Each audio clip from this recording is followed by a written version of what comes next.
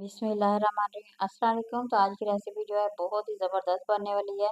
तो यहाँ मैंने ले लिया मैकरोनी को लेके हमने अच्छी तरह से उबाल लिया। नमक डाल के उबालेंगे तो बहुत ही ज़बरदस्त बनेगी। तो आप लोगों ने मैकरोनी मुख्तलिफ तरह के बना के खाई होगी, मगर जो रेसिपी मैं आप लोगों के साथ शेयर कर रही हूँ बहुत ही ज़बरदस्त है। 4 अंडों के साथ हम बनाएंगे और ये बहुत ही मज़ेदार, बहुत ही टेस्टी बनने वाली है। तो वीडियो को पूरा वॉच करें क्योंकि बहुत ही ज़बरदस्त, बहुत ही कमाल की रेसिपी मैं आप लोगों के साथ शेयर कर रही हूँ। तो ज़रूर बनाइए, ज़रूर एंजॉय करें, माशाल्लाह बहुत ही ज़बरदस्त बनने वाली है। तो ये देखिए यहाँ मैंने 4 अंडों को डाल लिया। अब चम्मच की मदद से हम इसे अच्छी तरह से फेंट लेंगे। तो जब इसे अच्छी तरह से फेंटेंगे तो ये बहुत ही ज़बरदस्त बनेगी और बहुत ही कमाल की बनने वाली है रेसिपी। तो आप लोगों ने वीडियो को पूरा वॉच करना है। तो ये देखिए चम्मच की यहाँ मैं मदद से अच्छी तरह से फेंट रही हूँ।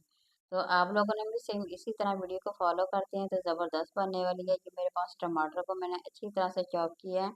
तो सेम उसी तरह से जिस तरह से हम अंडे का आमलेट बनाते हैं सेम उसी तरह से हम बनाएंगे। तो 1 अदद प्याज डाल दिया, 3 से 4 सब्ज़ मिर्ची होती हैं उसकी हम बारीक कटिंग करके वो इसमें ऐड कर दी हैं। तो सब्ज़ धनिया इसमें आ गया।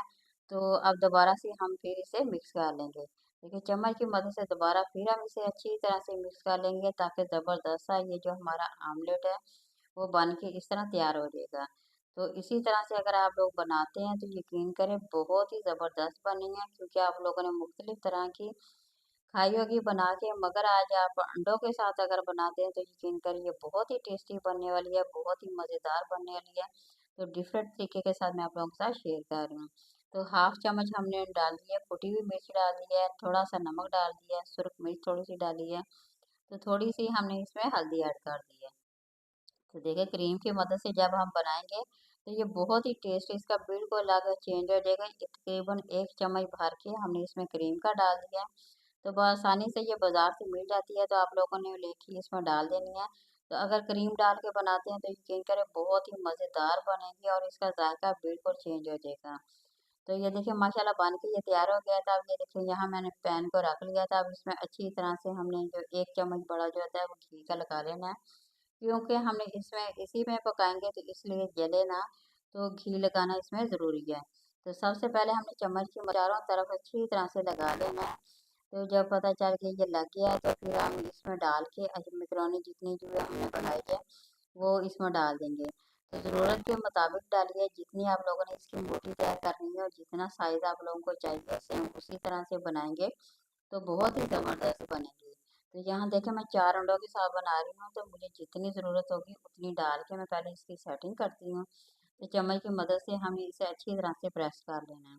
चारों कोनों को अच्छी तरह से प्रेस करेंगे तो फिर हमें इस तरह देखिए पता चल जाएगा कि इसकी तह कितनी बड़ी रखनी है, उसी हिसाब से हमने बना के इसकी सेटिंग करके तो जो आमलेट बनाया अंडों का वो इस पर डाल देंगे। तो ये देखिए थोड़ा सा यहाँ पे अब मुझे अभी कम लग रहा था तो इसलिए मैं थोड़ा सा और यहाँ पे डाल रही हूँ।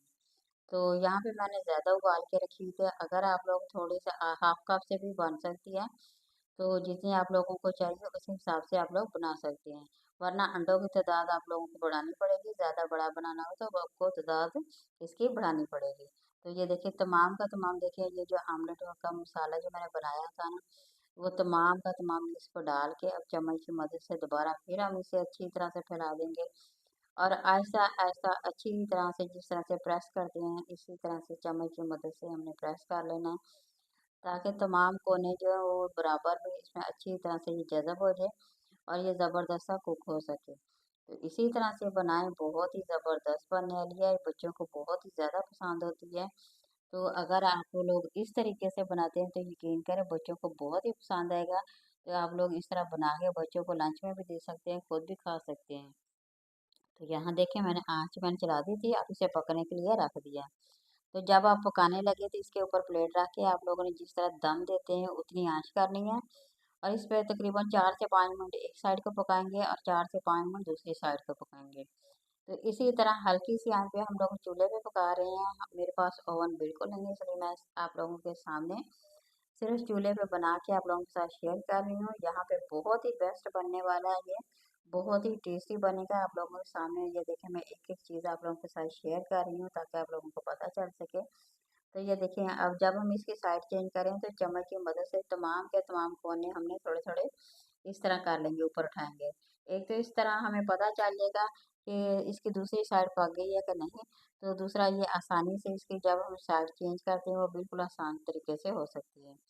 तो ये देखिए यहाँ फिर मैं अब प्लेट ऊपर रख के फिर इसकी साइड को हम इसे चेंज करेंगे। तो ये देखिए अब काफ़ी हद तक ये पक चुका है, तो अब मैं प्लेट रखती हूँ इसके ऊपर। ये देखिए प्लेट की मदद से हमने आसानी से बिल्कुल देखिए आराम से कर लिया। इस तरह ये टूटेगा भी नहीं, बहुत ही ज़बरदस्त सा बनेगा। तो अब दूसरी साइड को अब तकरीबन हम 3 से 4 मिनट दोबारा फिर इसी तरह से पकाएंगे।